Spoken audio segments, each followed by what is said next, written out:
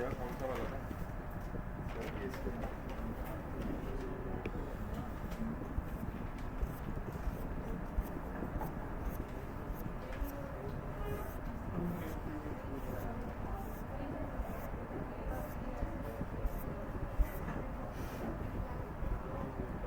अच्छा भाई, एवोल्यूशन का मतलब क्या होता है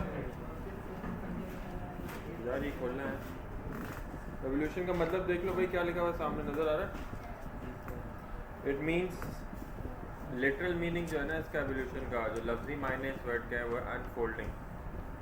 हिस्टोरिकली हम कहते हैं किसी भी ऑर्गेनिज्म के, किसी भी ऑब्जेक्ट के ओरिजिन को हिस्टोरिकली उसको स्टडी करना, उसको लिंक क्रिएट करना from one generation to the other, तो एवोल्यूशन में कंसीडर होता है। और इसके जेनेरिक जो इसका मीनिंग है, मतलब जो इसके लफ्जी मायने लिटरल मीनिंग है वो क्या है? अनफोल्डिंग। तो मैं फिर रिपीट करने जा रहा हूँ। कॉन्सेप्ट ऑफ एवोल्यूशन हमें पढ़ना है, ओरिजिन ऑफ लाइफ, वो इसमें आ जाएगा। ये रहा कॉन्सेप्ट ऑफ एवोल्यूशन, ठीक है, दिस वन। उसके बाद दूसरा हमारे पास दिया हुआ है, कहाँ दिया हुआ है? Inheritance of acquired character, Lamarck, याद रखना। और तीसरा नेचुरल सिलेक्शन यानी डार्विन की थ्योरी।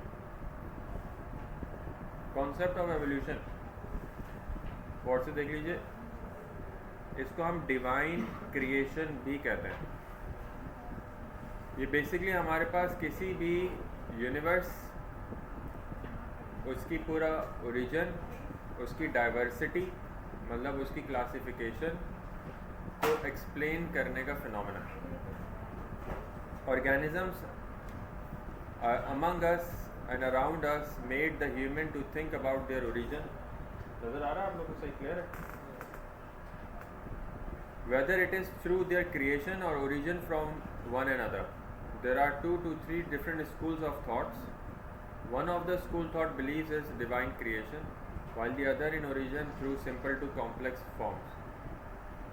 स्कूल ऑफ थॉट कहते हैं सोच विचार के अलग अलग रुझान को जो हिस्ट्री में पाया जाता है। एवोल्यूशन के ऊपर भी इसी तरीके से एक नहीं, एक से ज़्यादा आइडियोलॉजीज़ हैं, मतलब नज़रिए। एक स्कूल ऑफ थॉट ये कहता है कि ये डिवाइन क्रिएशन है। डिवाइन क्रिएशन मतलब it is made by God और by the supremacy of the universe. एक स्कूल ऑफ थॉट मेजर ये है। दूसरा जो मेजर स्कूल ऑफ थॉट है वो ये कहता है, उसकी आइडियोलॉजी ये है कि जो चीज़ें हैं वो हमारे पास पहले सिंपल हुआ करती थी और आहिस्ता आहिस्ता उनके अंदर कॉम्प्लेक्सिटीज़ आती गई, तो हमारे पास एवोल्यूशन होता चला गया। अब आ जाए थ्योरी ऑफ स्पेशल क्रिएशन क्या चीज़ है। Theory of special creation believes the living entities are created by God, मतलब ये वो है जो डिवाइन क्रिएशन पे डिपेंडेंट है। God has made everything, they were created either at the same time or the same interval. However, the species do not have any interrelationship with each other from the origin point of view. They were created in the same form as present today, as supposed to be fixed and immutable. किसी भी organism का किसी दूसरे organism के साथ कोई link रिश्ता मौजूद शुरू से नहीं होता, बाद में क्रिएट होता है।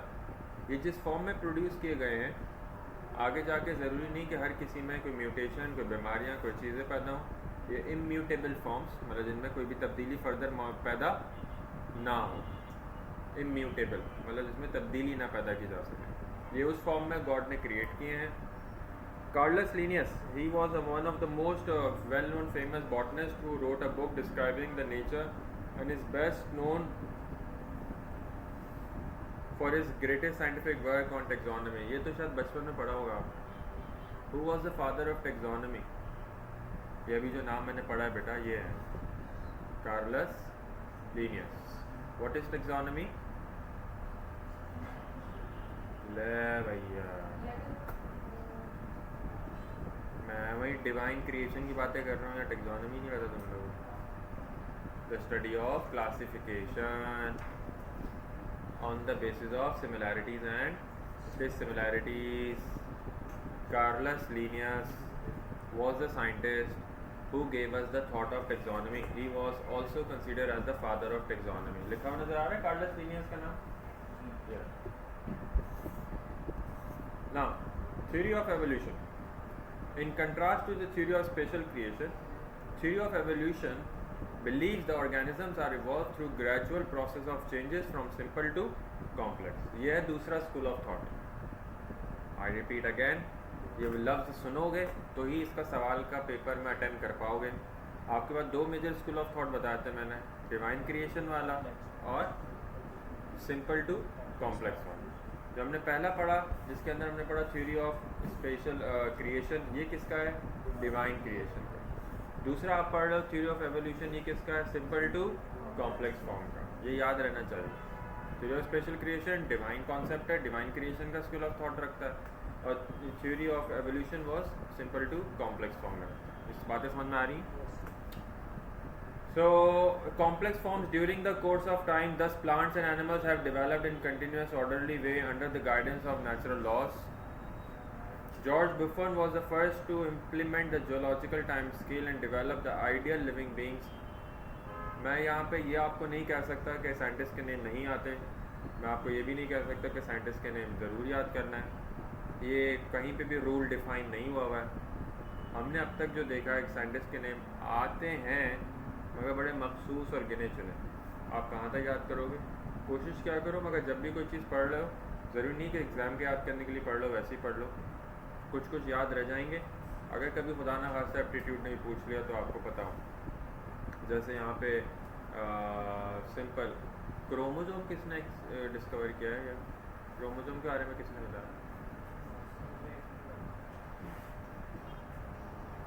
देखो, अब यही नहीं पता ना, तो ये ज़्यादती है।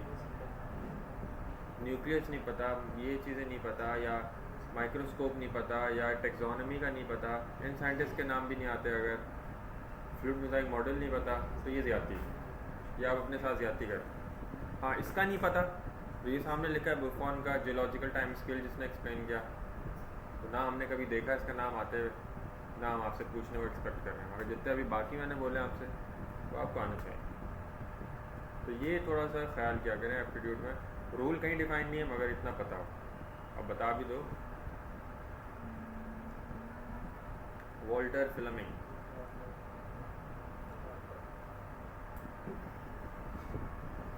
आगे बढ़ते हैं। Constantly, the concept of evolution of living organism contradicts clearly with the concept of divine creation. Divine creation और जो ये simple to complex form का concept है, totally opposite है। जो दोनों एक दूसरे को contradict करते हैं, कोई इनमें similarities नहीं है पाई जाती। Gradually, a number of evolutionary biologists contributed to the concept which seemed to be strictly opposing the theory of special creation.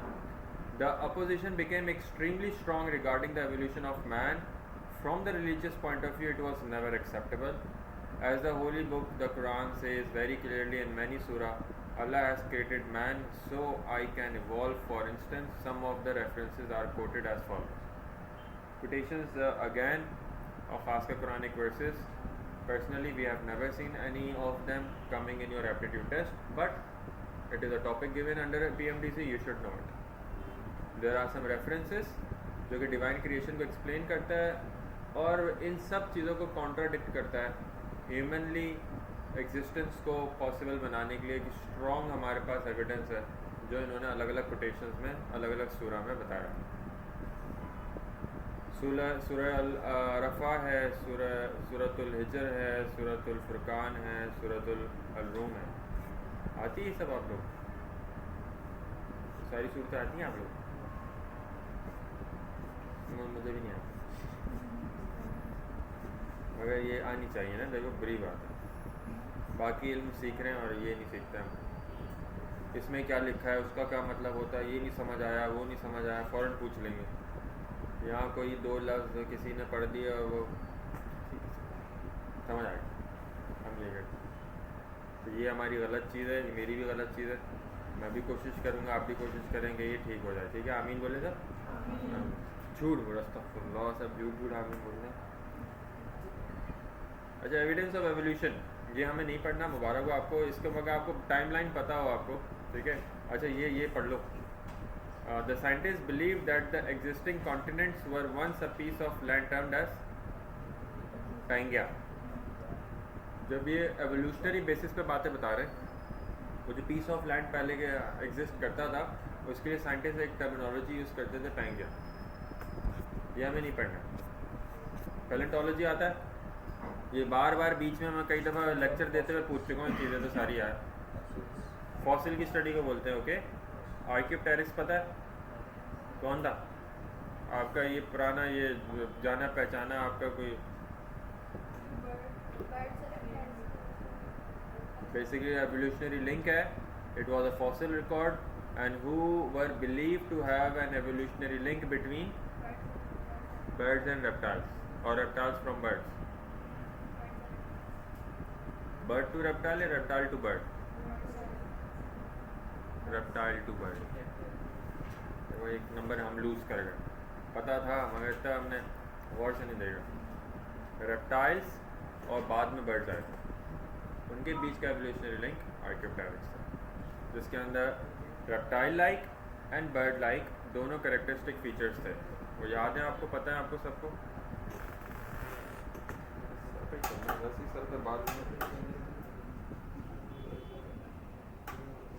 बाल मुंह पे आ रहे थे बहुत मेरे ना, मैंने सोचा बंद ही कर दूँ, मज़ा ही नहीं आया।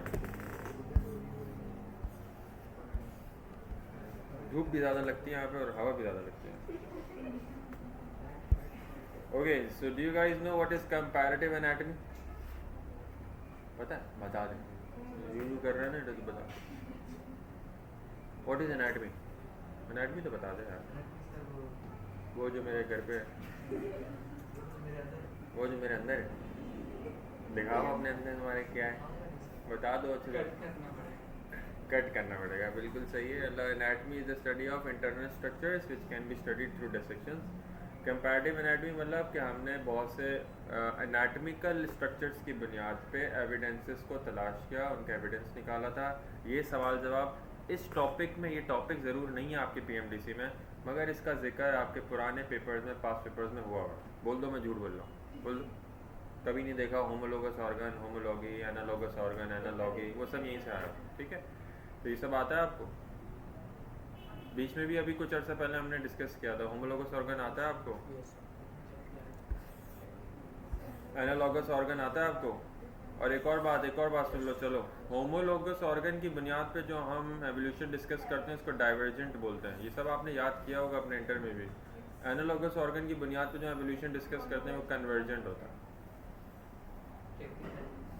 था प्रैक्टिकल में? जवाब नहीं दिया था? दे दिया, पूछा ही नहीं। प्रैक्टिकल तो ऐसे ही होते हैं, नाम लिखो, रोल नंबर लिखो, जाओ। ओके, अच्छा, वेरी गुड। मॉलिक्यूलर बायोलॉजी की बुनियाद के ऊपर हम, बेसिस के ऊपर, बायोमॉलिक्यूल्स की बुनियाद पे हम क्या करते हैं? रेफरेंसेस लेते हैं, एविडेंसेस कलेक्ट करते हैं, एवोल्यूशनरी लिंक क्रिएट करते हैं, जिसमें मोस्ट इंपॉर्टेंटली जेनेटिक मटेरियल होता है, न्यूक्लियोटाइड की बेसिस होती हैं, प्रोटीन की कंपोजिशन होती है, ये वो सारे बेसिक मॉलिक्यूल्स होते हैं। ये भी हमारे पास नहीं है, हमारे पास जो है वो है अब Lamarckism, ये है ना? Okay, so Lamarck's theory, he was basically one of the French biologists, and he made up this idea of evolution through his era, where he quoted this phenomena of Lamarckism in his book called Philosophy Zoologic. ये याद कीजिएगा, book का नाम है philosophy जोलॉजिक, नज़र आ रहा है 4th 5th 6th लाइन में आप देखेंगे। उसके अंदर उसने theory of inheritance of acquired character का जिक्र किया था। यहाँ पे हमें सबसे पहले ये समझना होगा कि अच्छा, ये भी इसके अंदर पढ़ लें हम। Philosophie zoologique in French in 1809 with the view of Lamarck, the process of evolution is like a ladder of life processing and proceeding from simple to complex level of organisms. With view of modifications of character organism during its lifetime, he proposed the theory of acquired character consists of the following postulates, which are 2, use and disuse of organ and inheritance of acquired character. आपको ये वाली बातें सबको याद होंगी। Use and disuse के अंदर वो ऑर्गन जो एक्सेसिवली इस्तेमाल होता है वो मज़ीद से मज़ीद मॉडिफाई होता है। Stronger they get, the modifications they get, the more adaptations they get, and they are being inherited from one generation to another generation. The lesser we use any of the organ in our body, the weaker they get, the less adaptable they get, the less modifications they get, and they can easily be eliminated or extinct in the next upcoming generations. Are you getting my point? यही बात इसमें लिखी हुई है, पढ़ो दूर से। पढ़ बेटा पीछे। In view of Lemart, an organism under the influence of internal or external factors may either frequently use or disuse its one or more organs.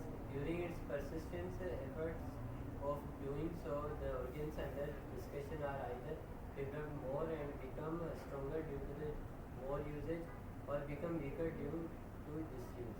Thus, as a consequence of constant effects of use or disuse generation after generation, the cumulative effect is seen. Cumulative means cumulative का word use है। cumulative मतलब conclusion, ठीक है, summary. The cumulative effect is seen either stronger or degenerating organ. He stated the example of existing giraffe with long neck and longer forelimbs. According to him, the ancestral giraffe had short neck and forelimbs. मैं आपको ये याद दिला दूं, आपको याद भी होगा, इन्होंने वही एग्जाम्पल मेंशन की हुई है, जिराफ की एग्जाम्पल दी थी। उन्होंने कहा वेजिटेशंस मतलब घास फूस का उगना जो कि ज़मीन पे पाई जाती थी। पहले ये शॉर्ट नेक शॉर्ट लिम्स के होते थे, नॉर्मली घास फूस ज़मीन से खाया करते थे। एक ज़माना ऐसा आया, इकोसिस्टम में तब्दीली आई, ग्राउंड लेवल से सॉइल से इनका खाना पीना इन वेजिटेशंस कम हो गई, खाने के लाले पड़ गए, कम हो गई खुराक, मरते करते क्या ना करते इन्होंने ऊपर देखा तो झाड़ियाँ या ऊपर देखा तो दरख्त या उनके ऊपर ऊंचाई के ऊपर इनको खाना पीना या वेजिटेशन नज़र आई। फिर इन्होंने अपनी गर्दन को ऊपर करके खाना पीना शुरू कर दिया, गर्दन का इस्तेमाल ज़्यादा होने लग गया, गर्दन के मसल्स मोटे ताज़े हो गए, long elongated well modified well adapted next देखी गई, with well known well modified adapted four limbs देखे गए। जनरेशन आफ्टर जनरेशन ये इनका जो इनहेरिटेंस है ये बढ़ता चला गया, क्योंकि they were constantly using their muscles of the neck and the muscles of the leg. इसी तरह डिसयूज के अंदर जब हम एग्जाम्पल की बात कर, ये देखें, ये आपके जिराफ आ गए। पहले आप कैसे थे? छोटे से थे, फिर आप बड़े हो गए, फिर आपकी जनरेशन और बड़ी हो गई, फिर आपकी जनरेशन और बड़ी हो गई। मगर हमारे यहाँ तो उल्टा हो रहा है। हमारे यहाँ पहले जनरेशन लंबी चौड़ी होती थी इंसानों में, अब नस्ल छटती आ रही, छोटे साइज़ के लोग जो हैं वो बनते हैं। पहले हम कहते थे हमारे नाना दादा दादी ये वो 6 फीट 6.5 7 8 फीट 10 फीट जो भी बोलते थे लोग। तो inheritance of acquired character, before starting this point you need to understand what is an inheritance of, what is the acquired character means exactly. Acquired character is something which is not present from the time of birth, but it gets adapted in the upcoming lifetime period. यानी आपके पास पहले से वो जो structure है वो मौजूद ना हो, लाइफ के किसी भी हिस्से में आगे जाके या कभी भी अगर बॉडी में वो स्ट्रक्चर वो कैरेक्टर बोलना चाहिए मुझे, वो डेवलप हो जाए तो वो एक्वायर्ड कैरेक्टर है। ना सिर्फ एक्वायर्ड कैरेक्टर डेवलप होगा बल्कि वो आगे जाके नेक्स्ट जनरेशन आफ्टर जनरेशन में इनहेरिट भी होगा। फॉर एग्जाम्पल लेमार्क ने यहाँ पे क्या कहा? Lamarck's believe that the characters acquired during the life time of individual due to the use और disuse of organ were inherited to their offsprings. Thus, the individuals of the new generations were having stronger muscles of neck or forelimbs, finally as a continuous inheritance of the outcome in the existing giraffe. मतलब इन्होंने वही giraffe वाली quotation को coat किया example को। उन्होंने कहा कि वो जो एक्सेसिव यूज़ कर रहे थे ना जो इंडिविजुअल्स, वो करेक्टर उनका एक्वायर्ड हो गया, उनके मसल्स ऑफ नेक, उनका मसल्स ऑफ फोरलिम्ब, और वो इनहेरिट भी हुआ आगे जाके जिराफ में। इस तरह जो भी करेक्टर हमारे डिसयूज होंगे वो वीक हो जाएगा, वो करेक्टर एक्वायर्ड होगा और वो आगे इनहेरिट भी होगा। तो वो बताना चाह रहे हैं कैरेक्टर एक्वायर्ड होने के बाद क्या होता है? इनहेरिट भी होता है फ्रॉम पेरेंट्स टू ऑफस्प्रिंग। ये सही है गलत है अभी हम बात नहीं कर रहे, ये इनके 2 पॉइंट्स है जो उन्होंने मेंशन किया, use of disuse of organs, inheritance of acquired character, phenomena Lamarckism का, किताब में जिसका जिक्र हुआ है फिलॉसफी डिजोलॉजिक नाम है, याद रहेगा सर? एक्स्ट्रा रीडिंग मटेरियल, इसमें कुछ पढ़ लें अगर कोई काम की चीज़ आपको नज़र आ रही है. Hypothesize, यानी hypothetically, whether Lamarck was criticized in his days of advocating the idea of evolution from the mechanism he proposed. Lamarck's theory of inheritance of acquired character was criticized especially by August, Weismann and Cuvier on its genetic basis, while on the other hand Charles Lyell and August strongly supported and promoted the ideology of Lamarck. Although Lamarck's ideas were rejected, interest in his ideas has recently resurfaced. He may not have been correct with his long-necked giraffe example, but not on a fundamental level. He was describing epigenetics, which deals with the study of behaviors. समझ में आ रहा है? Environmental exposures on the other external factors may alter how DNA is read and used to express the certain proteins. Epigenetics का मतलब समझ में आ गया? क्या मतलब epigenetics? It deals with the behaviors of the genes actually. ये genetic material के behaviours की स्टडी का नाम. तो इन्होंने कहा लिमार्क्स जो है ना बेसिकली बहुत ज़्यादा क्रिटिसाइज्ड हुआ था इस थ्योरी के बाद. इसकी थ्योरी को बहुत से लोगों ने क्रिटिसाइज किया था. One of the biggest criticism which were made, actually it was made by Weismann through his theory called Weismann's theory. It was the greatest setback for Lamarck. Weismann's theory जिसका बात हम करने जा रहे हैं. एंड उस थ्योरी के अंदर काफ़ी ज़्यादा इसको क्रिटिसाइज़ किया गया था. बाकी कुछ लोगों ने इसको वो भी किया, सपोर्ट भी किया, क्योंकि आगे जाके वो बार बार लेमार्क का हर एक दौर एक ऐसा गुजरा जब इसको क्रिटिसाइज़ किया जाता था और दोबारा से कुछ लोग आते थे जो इसको सपोर्ट भी करते थे. और सपोर्टिंग का एक और फैक्टर बना वो था एपिजेनेटिक्स, क्योंकि वक्त के साथ साथ जीन्स के अंदर तब्दीली आ रही थी, डीएनए की स्टडी बढ़ रही थी, लोग डीएनए को ज़्यादा पहचान पा रहे थे. तो समवट समहाउ वो तब्दीलियाँ लेमार्क की थ्योरी से क्या करते थे, मैच करते थे. तो उन्हें लगता था कि ये जो कह रहा है ये सही कह रहा है. समझ आ रहा है भाई?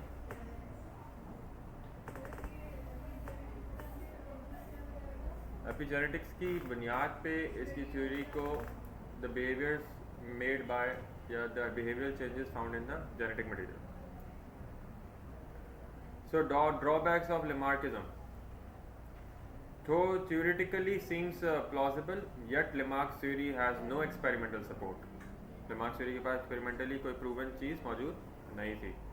Also, the idea of development of acquired character has no genetic basis, and it seems that they influence on the somatic cells rather than the germ cell involved in the inheritance.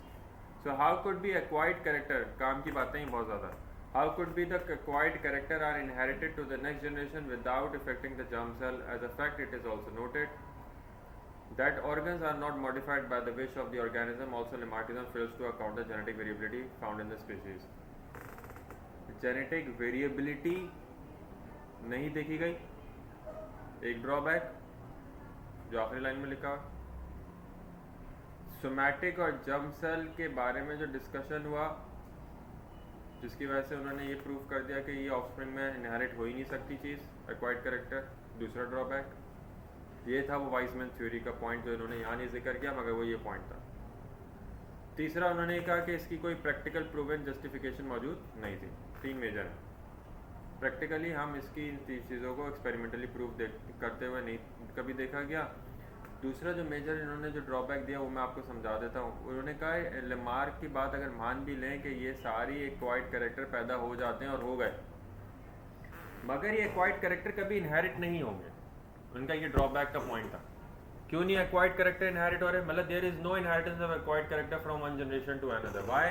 Because all the acquired characters, all the modifications which were made on the name of acquired character, acquired character के नाम पे जो भी तब्दीलियाँ body में हुई हैं, जो character आए हैं, पैदा हुए हैं, ये सारे कैरेक्टर्स, ये सारी मॉडिफिकेशंस सोमैटिक सेल में हुए हैं. कहाँ हुए? जनरेशन, एक जनरेशन से दूसरी जनरेशन बनने के लिए, ऑफस्प्रिंग्स के बनने के लिए हमें सोमैटिक सेल नहीं चाहिए होते, हमें जर्म सेल चाहिए होते. क्या चाहिए होते?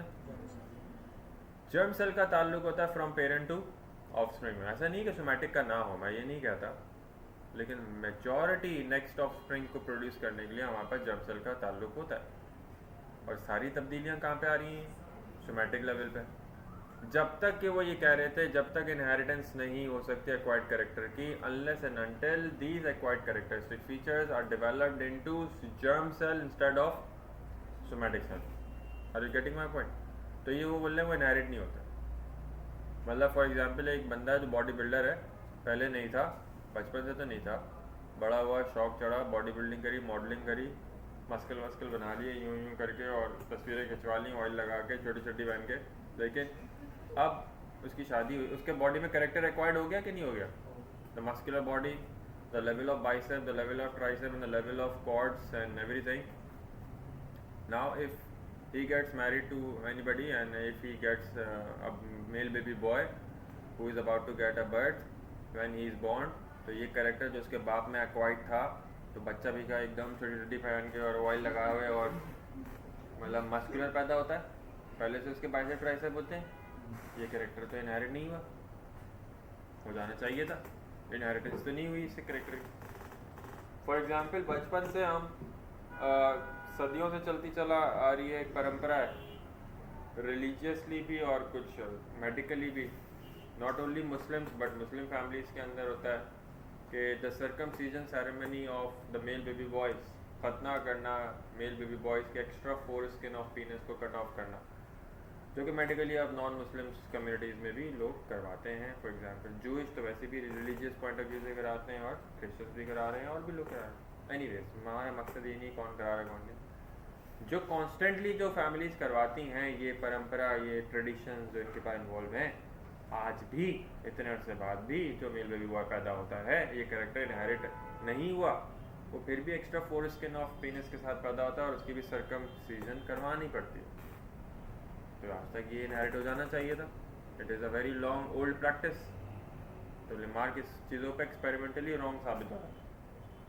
बहुत सी औरतों के नाक कान छेद दिए जाते हैं बहुत सी फैमिलीज़ के अंदर, उनकी ज़िंदगी के किसी भी हिस्से में, चाहे बचपन में, चाहे बड़े होकर, चाहे शादी के वक्त. आज भी बहुत सी औरतें जो पैदा होती हैं तो पहले से उनके नाक कान छेद दिए जाते हैं. पहले से क्यों नहीं नाक कान छेदे हुए मिलते? The piercing of the ear lobes and nose and everything. तो ये आज भी कैरेक्टर एक्वायर्ड नहीं हुआ. एक बंदा है, उसका एक्सीडेंट हो गया, हाथ कट गया था, तो कल को उसकी जनरेशन पैदा होगी, हाथ कटे भी पैदा हुई, उसका कैरेक्टर एक्वायर्ड हो गया नहीं, मगर वो भी नहीं आगे पहुंचा. तो लेमार्क के बहुत सारे ड्रॉबैक्स.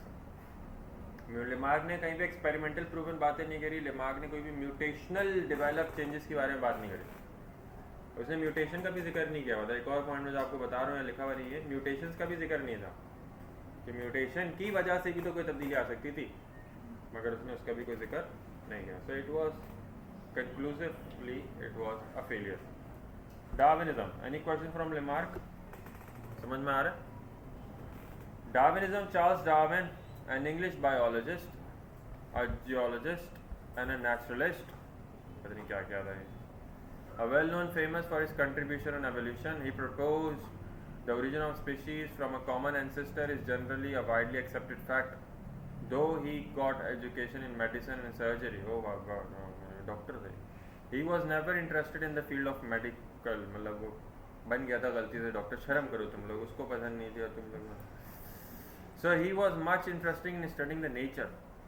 आप लोग भी ऐसा कर सकते हैं. And so got admitted to the Christ College Cambridge in 1922 and he decided to go to 5-year trip on a ship HMC Beagle heading towards South America. वाह, वेरी गुड.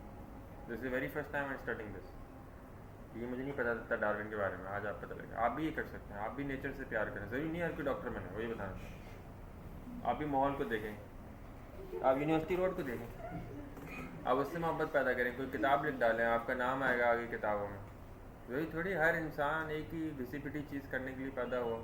क्या पता आप इस FW वर्क के अंदर कोई ऐसी ख़ास चीज़ निकाल लें. आपका जहन, हर बंदा एक अलग होता है और उसके ऊपर नस्लें पड़े आगे के. एक बंदा था यहाँ पे, बैठता था, अपॉर्चुनिटी थी कुछ और बनने की, नहीं बना, मगर उसने नेचर से प्यार किया. यूनिवर्सिटी रोड का जहन में ये हाल था. एक उसने पत्थर को देखा, उसने डायमेंशंस बनाई, उसने एंगल क्रिएट किया, उसने कहा कि ये काम आज नहीं, ये इस वक्त, इस दौर में इस वक्त मुकम्मल हो जाएगा. और ये बात सच साबित हुई. तो आपका टेक्स्ट बुक में नाम आएगा। चलो ये भी लिख दिया आपने, नहीं लिखने वाले तो बहुत से लोग होंगे ना, पता हम कितनों के टेक्स्ट बुक में नाम डालेंगे, एक दो का ही आएगा। तो इसलिए आपको you have to be the different. वैसे अपार्ट फ्रॉम जो मेरी भी एक ख्वाहिश होती है, मगर क्योंकि हम लोग एक ही रेस में गधे घोड़े बनने को तैयार होते हैं सब लोग, हमारे यहाँ माहौल भी कुछ ऐसे ही क्रिएट कर दिया जाता है, विच इज़ रॉन्ग। या आप सिर्फ जब भी अपने आप को प्रूव कर सकते हैं, या अपने आप को प्रूव नहीं कर सकते, मैं प्रूव करने की तो बात ही नहीं कर रहा, ये बात सिर्फ आप जब ही समझ सकते हैं कि जब आपको इस चीज़ में खुद से सेटिस्फेक्शन हासिल होना शुरू हो जाए। मतलब थोड़ी इतनी गहरी बात है, आप शायद डूब नहीं पाएंगे इसमें, कि फॉर एग्ज़ाम्पल आप एक जैसी चीज़ को करने के लिए हम सब तैयार रहते हैं। मतलब मैं भी अपने लिए सोचूंगा यार मुझे यार ये वाली चीज़ और पढ़नी है, या मुझे वाली चीज़ और डिग्री हासिल करनी है क्योंकि सबने की है, मुझसे और सीनियर्स ने किए, तो मैं भी उसके पीछे लग जाऊँ। या आपने देखा कि यार हमें डॉक्टर बनना है तो डॉक्टर ही बनना है, या उसके पीछे लग जाए। कॉन्स्टेंटली एक ही चीज़ के पीछे लगने से अच्छी चीज़ है, मैं ये नहीं कह रहा, मगर उस चीज़ को हासिल करने के लिए आप जिस चीज़ों से गुजरते हैं वो चीज़ आप ज़बरदस्ती कर रहे होते हैं। जैसे कि आप ये चैप्टर पढ़ रहे हैं, आप ये ज़बरदस्ती पढ़ रहे हैं, हालांकि इस चैप्टर के अंदर बहुत सी ऐसी बातें जो अगर आप खुशी से दिली से पढ़ें, कम से कम इसी मारे कि यार ये मैं जो पढ़ रहा हूँ it is just like a novel and it will help me to discuss something some day some point. 4 लोगों में बैठ के मैं ये बता पाऊँगा चार्ल्स डार्विन कौन था, कोई पूछता ही नहीं, मसला भी यही है। अभी तू क्या कर रहा था घर पे, ये पूछते हैं, तुझे मैं फ़ोन किया जा रहा हूँ तो फ़ोन नहीं उड़ा रहा, आजा बाहर होटल के ऊपर, ये पूछते हैं। या ये बातें चल रही होती हैं हमारे पास, मैंने चाय पीनी है, कट पीनी है, या यहाँ जाना है वहाँ जाना है, ये करना है वो करना है। तो यही अब माहौल ही ऐसा है हमारा, हम क्या करें। तो हम इसलिए हमें मुश्किल होती है अपने गोल्स को अचीव करने में।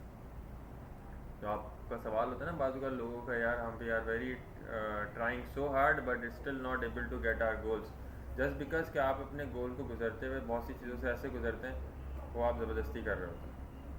आप सुकून के साथ सिर्फ पढ़ने की नीयत से नहीं, नॉलेज हासिल करने की नीयत से अगर आप पढ़ते चले जाएंगे ना चीज़ों को, और अपना कॉन्सेप्ट क्लियर करते चले जाएंगे ना, तो भले आप 5 साल 10 साल बाद वो चीज़ हासिल करोगे, आप फिर भी उन 10,000 लोगों से अच्छे होंगे जिन्होंने पहली अटैम्प्ट में वो चीज़ हासिल कर ली थी।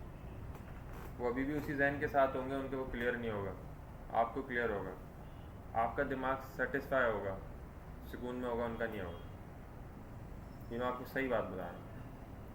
वो फिर भी रेस्टलेस होंगे, आप सुकून में होंगे, भले आपने देर से अचीव किया, मगर आपने सुकून से किया, आपने समझ के किया। ये मैं किसी भी चीज़ के लिए कह रहा हूँ, सिर्फ पढ़ाई के लिए नहीं कह रहा, in any way in any thing. कुछ बच्चे होते हैं ना, अगर यार सब चीज़ें सबने समझ ली, 10 बच्चे हैं उसके अंदर, 10 में से 5-6 बच्चों ने पहली अटैम्प्ट में समझ ली है, उसमें 3-4 बच्चे ऐसे होते हैं ऐसा नहीं, ऐसा है तो वैसा क्यों है, वैसा नहीं, ऐसे होते हैं।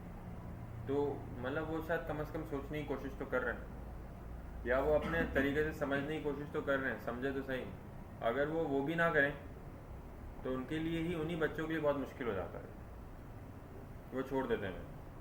वो फिर बोलते हैं ना कोई बताएगा ना कोई पूछ रहा है, nobody cares, so why do I care about it, हालांकि उसको करनी चाहिए। खैर ये फजूल का भाषणबाजी। डार्विन थ्योरी के ऊपर आ जाते हैं। डार्विन थ्योरी का अंदर हमारे पास जो मेजर जो उसके पॉइंट्स हैं वो आप जल्दी से इधर आ जाएँ। ये उसकी शिप का जिक्र किया हुआ है, जब उसको नेचर से प्यार हुआ था तो वो यहाँ निकल गया था इस रास्तों के ऊपर।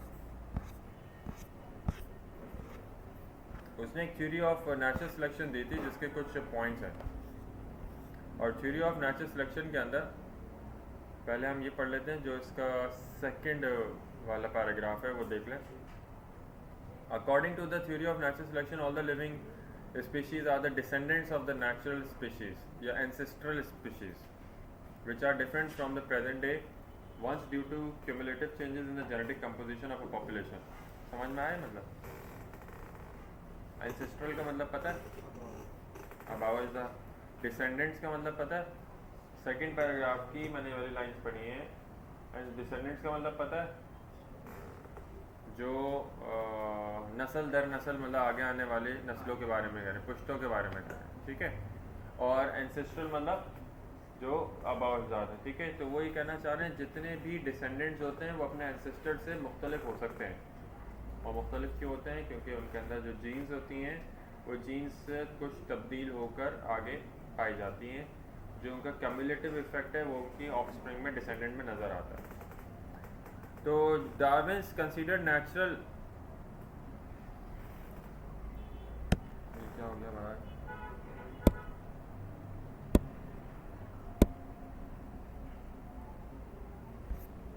ओके, सो हम कहाँ पे थे? डार्विन्स की थ्योरी के अंदर ना,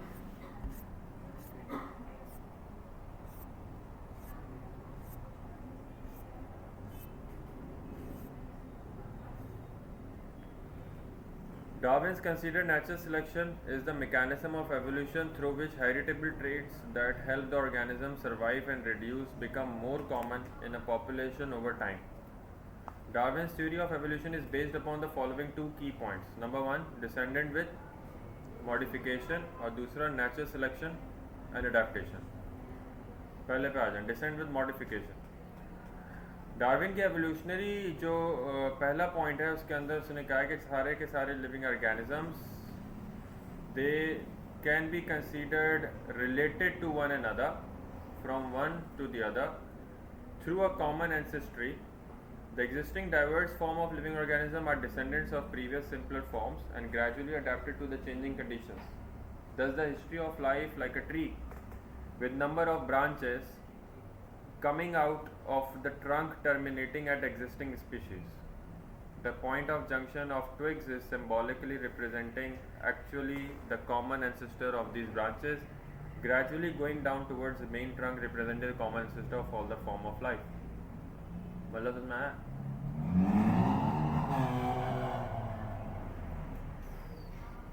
डिसेंडेंट्स विद मॉडिफिकेशन में ये कहता है कि सारे के सारे जो डिसेंडेंट्स होते हैं वो अपने एंसेस्टर्स से सिंपलर फॉर्म से ग्रेजुअली अडेप्टेड फॉर्म्स के अंदर बने हुए होते हैं. इसकी बेहतरीन मिसाल ये है कि बहुत सारे डिसेंडेंट्स को अगर आप स्टडी करने बैठेंगे तो आपको पता लगेगा कि एक या एक से ज़्यादा डिसेंडेंट्स का जो एंसेस्टर है वो भी कॉमनली एक ही था. मतलब कि अगर हम बात करें बहुत सारे, अगर हम आपस की एक जैसी कास्ट की बात करते हैं, नस्ल की बात करते हैं, या हम अपने बहन भाइयों से बात शुरू करें तो हम बहुत सारे अलग अलग डिसेंडेंट्स हैं, या अपने कज़न्स के बारे में बात करें तो बहुत सारे डिसेंडेंट्स अलग अलग हैं, मगर सबका दादा, सबका बाप तो नहीं है, मतलब दादे पे हम जाते हैं ना, दादा एक होगा जिसकी सब ब्रांचेस के अंदर उन सब के बाप आ गए, ऐसे ही, और उन सब के बाप के सब बच्चे जो आपस में आप लोग अगर सोचने बैठे. Same goes, it is just like a tree. Example दिया उसने, जस्ट लाइक अ ट्री जिसका एक मेन ट्रंक होता है वो कॉमन एंसेस्टर होता है, और वो कॉमन एंसेस्टर से बहुत सारे डिसेंडेंट्स और उसके सब ब्रांचेस जितने भी ट्विग्स निकले होते हैं अलग अलग, वो भी उसके सब ब्रांचेस के सारे डिसेंडेंट्स होते हैं जिनके अंदर कुछ कुछ क्यूमुलेटिव इफेक्ट नज़र आ रहा होता है उसके एंसेस्टर का, मगर सबके सब अपने एंसेस्टर से मॉडिफाई होकर अडेप्टेड फॉर्म में देखे जा रहे होते हैं. क्लियर है वाली एग्जांपल? दरख्त की मानंद उसने एग्जांपल दी, तना एक होता है, शाखें बहुत सारी होती हैं, सारी शाखें आके कहाँ मिलती हैं? उस एक ही स्टेम और एक ही ट्रंक के अंदर मिलती हैं. Natural selection adaptation.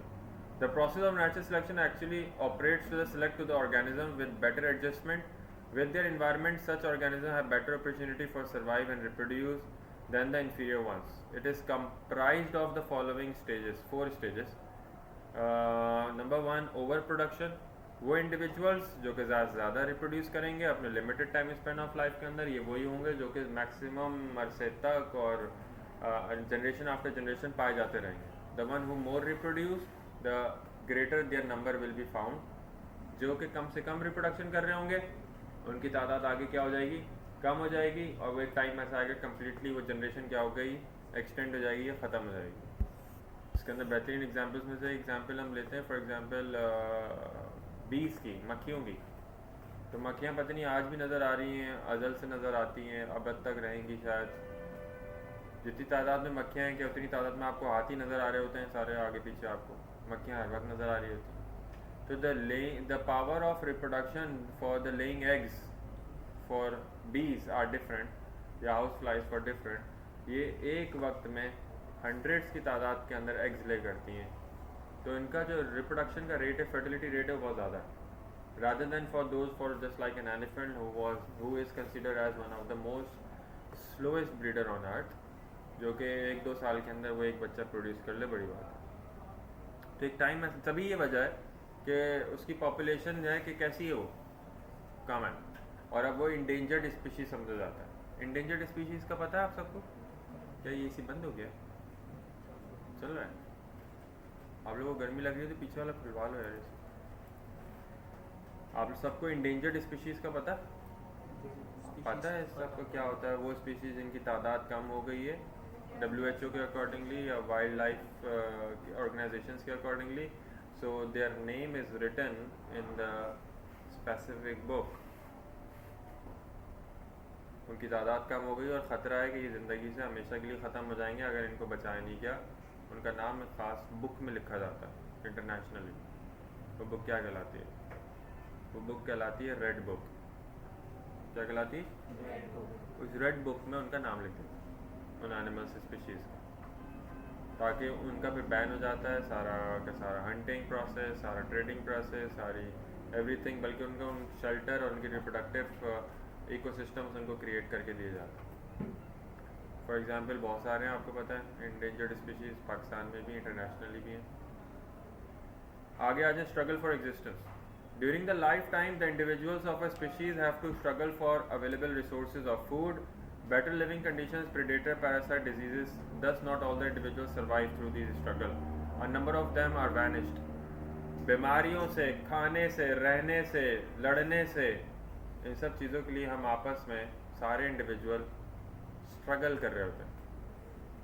जो इनको सर्वाइव कर जाता है, बीमारी को, खाने पीने को, रहने सहने को, लड़ने को, तो इसका मतलब है वो वही है जो कि सर्वाइव कर पाएगा नेक्स्ट जनरेशन में।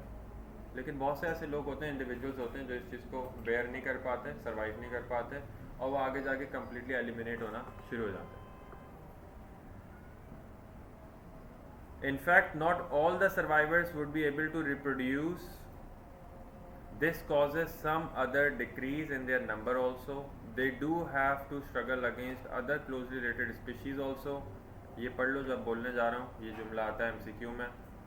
The struggle within the individual of the same species termed as intraspecific struggle, while with the other species termed as interspecific struggle. Meanwhile, all of them have faced the natural catastrophes also. This is environmental struggle. Catastrophes मतलब माहौलियाती वो तब्दीलियाँ जिनकी वजह से वो कहना चाहिए कि उर्दू में एक अच्छा वर्ड होना चाहिए, नागहानी आफात। हाँ,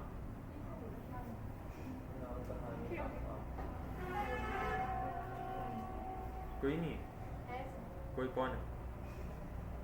मतलब कि आपके सारे earthquakes, volcanic eruptions, volcano eruptions, earthquake, flooding, storms, ये सब कैटास्ट्रफीज है, अजाब, ठीक है। तो उर्दू जबान नागानी आफात कहते हैं उसको, ठीक है। खैर आपको पता नहीं कौन सी क्या चीज़ अच्छी लगती है, मुझे नहीं पता। अंग्रेज़ी अच्छी है आपकी, उर्दू भी बहुत अच्छी है आपकी, बाकी पता नहीं क्या क्या। खैर दिमाग भी अच्छा है आपका। तो ये हमारे पास जो चीज़ें होती हैं ना, इसकी वजह से भी इनमें अगर जो बंदा स्ट्रगल नहीं कर पाता वो आगे जाके कम्प्लीटली एलिमिनेट हो जाता है। और ये this is one of the factors. आपको पता है ना, अभी रिसेंटली अर्थक्वेक जो आया सबसे बड़ा, सबसे ज़्यादा कहाँ है?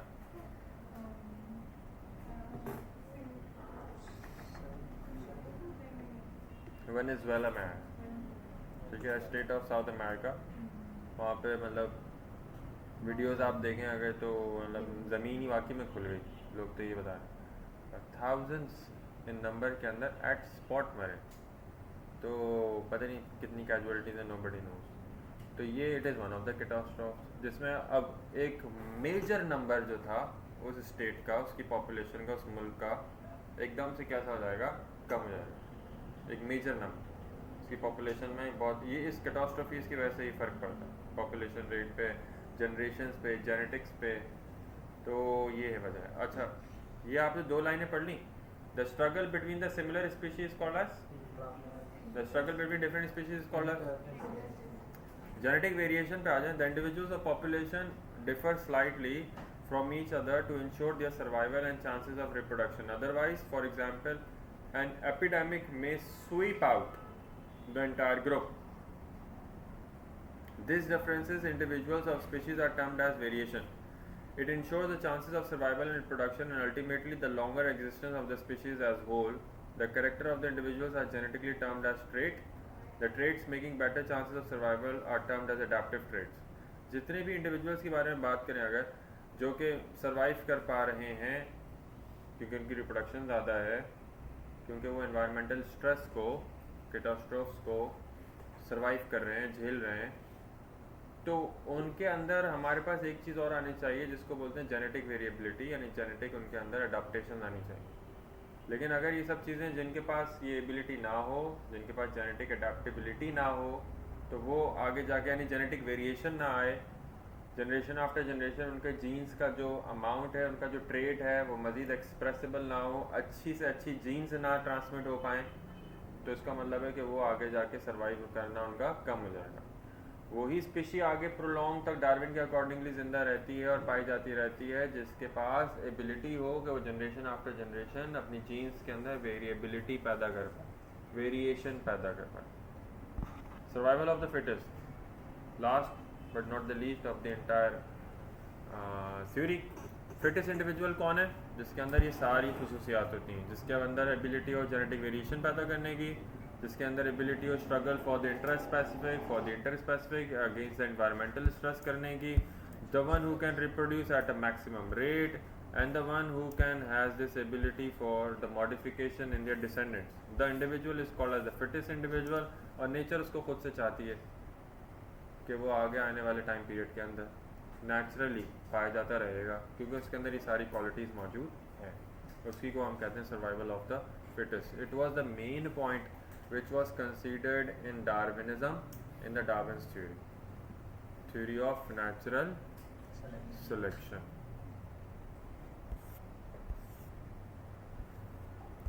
और कुछ है वहाँ पे इस चैप्टर में पढ़ने?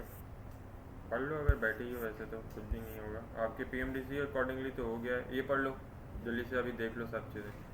What is speciation?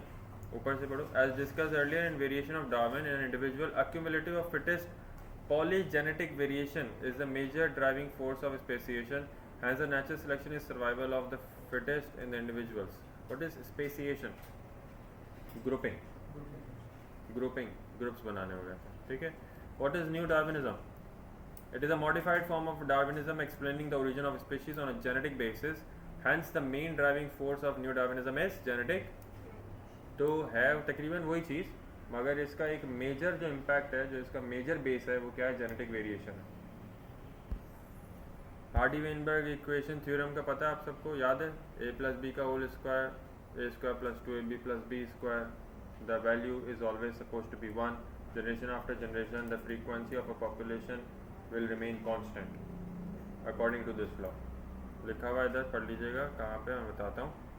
हाँ, ये देखें तीसरी लाइन चौथी लाइन के अंदर अकॉर्डिंग टू, नज़र आ रहा?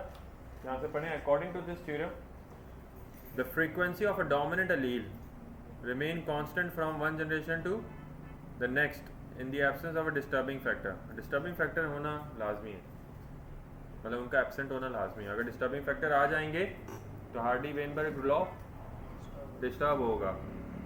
डोमिनेंट अलील जनरेशन आफ्टर जनरेशन कांस्टेंट नहीं रह पाएंगी, उनके इक्विलिब्रियम के अंदर डिस्टर्बेंस आएगी और वैल्यू 1 नहीं रहेगी अगर डिस्टर्बिंग फैक्टर आएंगे तो. In the absence of the disturbing factor, वही कहना चाह रहे हैं, डोमिनेंट अलील्स की तादाद पॉपुलेशन के अंदर कांस्टेंट रहती है, सेम रहती है, कोई तब्दीली नहीं आती.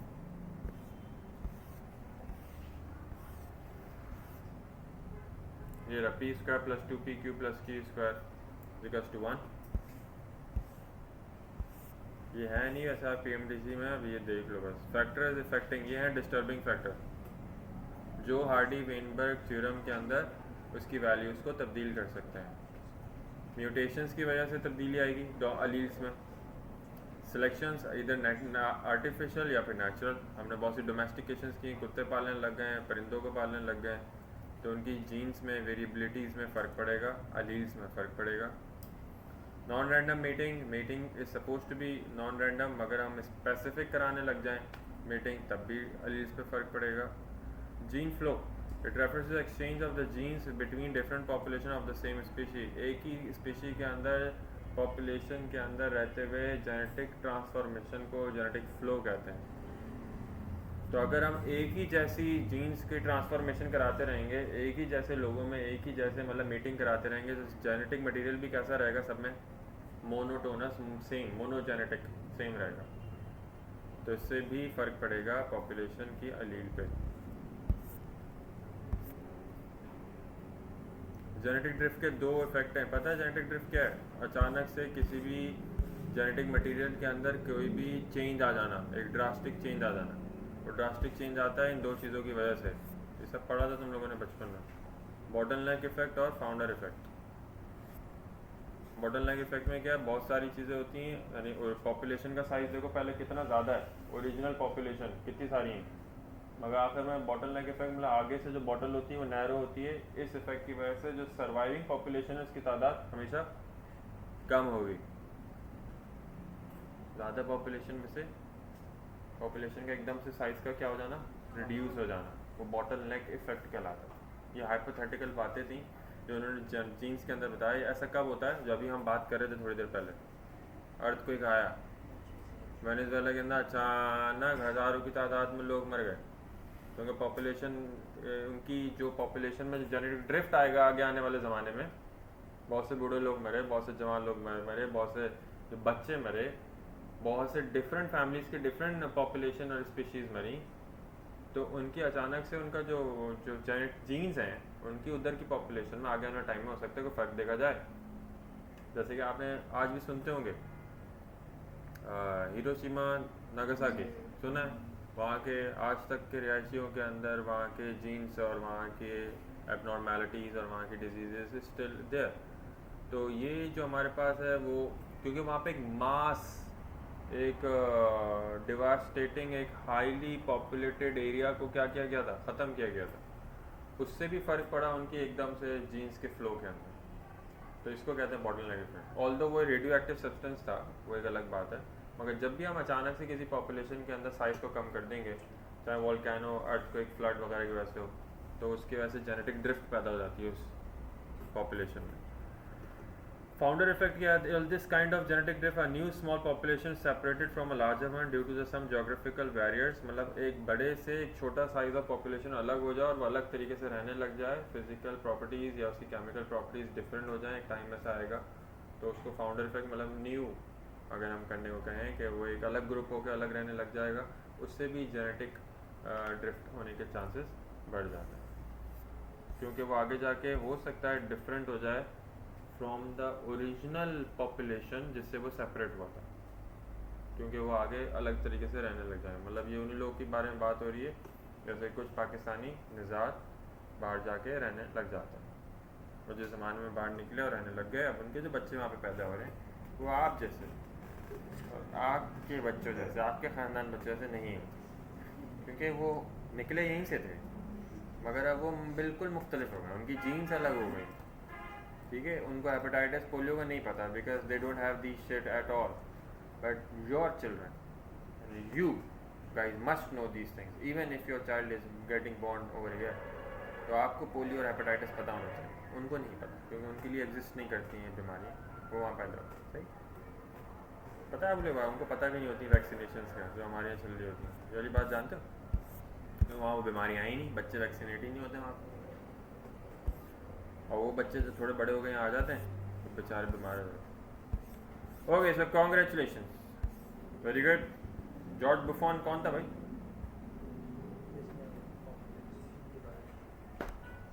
उसने क्या बताया था? आर्क्योपटेरिक्स, सिंपल टू कॉम्प्लेक्स फॉर्म का वो जो बताने वाला था ना, वो था ना यार, हाँ पता है ना, homologous organ, wings of except पूछा है इन्होंने, पढ़ लिया करो, ये MD कैट में भी गलती हो जाती है भाई, आखिर में एक्सेप्ट लिखा होता है, तो गौर से पढ़ा करें, जल्दबाजी ना किया करें, ठीक है। तो खैर आपको होपफुली मेरे ख्याल से अब तो ये इसी तरह पढ़ने से ये चैप्टर आपको ज़्यादा अच्छे से समझ में आना चाहिए था। अगर अब भी नहीं आया है तो मैं बहुत माजरत हुआ हूँ कि मेरे पास आपका कोई इलाज नहीं है। आपको अभी ये बहुत अच्छे से समझ में इसलिए आना चाहिए था because these are the exact true wordings which is written in your book, और यहीं से आपके पास क्वेश्चन एंड आंसर आएगा। ठीक है, तो thank you very much, see you until next time, till then take care, अल्लाह हाफिज़।